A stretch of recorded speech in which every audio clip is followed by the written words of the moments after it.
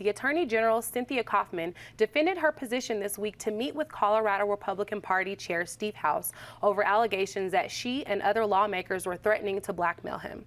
Coffman maintains that she met with him to address her lack of confidence in his ability to lead the party. Now, this has been deemed almost a soap opera, if you will. Can you talk to me about what you think? I think it's a very bad situation for Cynthia Coffman. She's a top elected official, state attorney general, the biggest vote getter last go-round. And why she got involved in this, I bet she's wondering.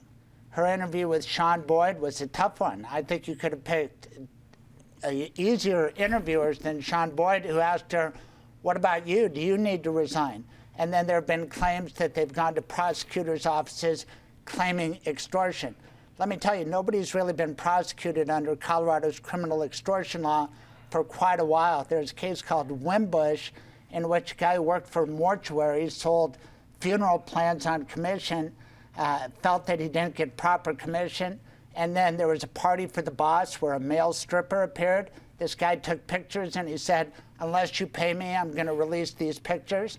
And the guy called the Denver DA's office, and when the money was exchanged for the film, they arrested the guy, and he was convicted in Denver District Court, but the Colorado Supreme Court threw it out, saying, no, he has a First Amendment right. And when you think about it, in my profession, when I gather facts, when somebody's liable, I say, hey, I'm going to file a civil lawsuit. It's going to be public. Do you want to resolve it ahead of time? So there's a fine line there, and it surprises me that Cynthia Coffman didn't, talked about her own criminal liability, accused of a crime. I don't think she's going to be prosecuted, but I think she's hurt.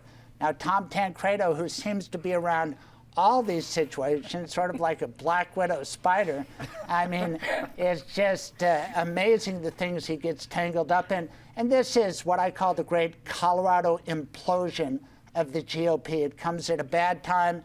They're in disarray. And it's a soap opera that inures to the detriment of the Colorado Republicans. It's ridiculous. There's a lot of really different, intricate elements to this story. What did you pull out? Well, it is the most peculiar timing. I have to say, Craig was so spot on with many of his points, but the timing is so peculiar because it comes just months after Ryan Call was summarily dismissed after ushering in this great majority on so many fronts for the Republicans. So he summarily showed the door, and then Steve House comes in as the new GOP chair, and months later we have this Peyton place just unraveling. And what the heck is Cynthia Coffman doing? Does she have nothing better to do as Attorney General for all of the people of the state of Colorado? I think she might. Well, I can't really answer that question, but what do you think about that, Natasha? What do you make of what's going on? Well, I think this is now the second week we've discussed this issue at the table, and the clock is ticking. I mean, the Colorado GOP needs this discussion to be done. They need the scandal to be over. They need to stop flinging mud at each other and focus in on what they need to do. Now, I believe it's today that they're going to start meeting and talking about what the next step might be towards that, but it still isn't probably going to be resolved.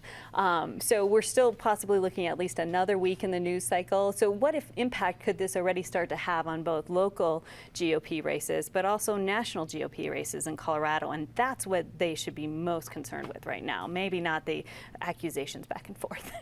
David, I'm intrigued to hear what you have to say. Well, one of John Caldera's political axioms is there is absolutely nothing that the Republican Party can't screw up.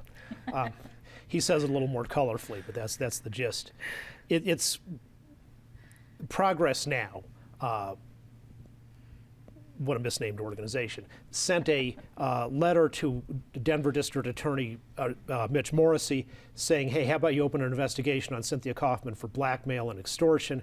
And he politely wrote back and said, thank you, we appreciate your concern, but since A, you appear to have no information on this case, and B, beyond what anybody else knows in the newspaper, you don't know anything special, and B, since the alleged victim is not cooperating with any complaint, we are at this time choosing not to open an investigation.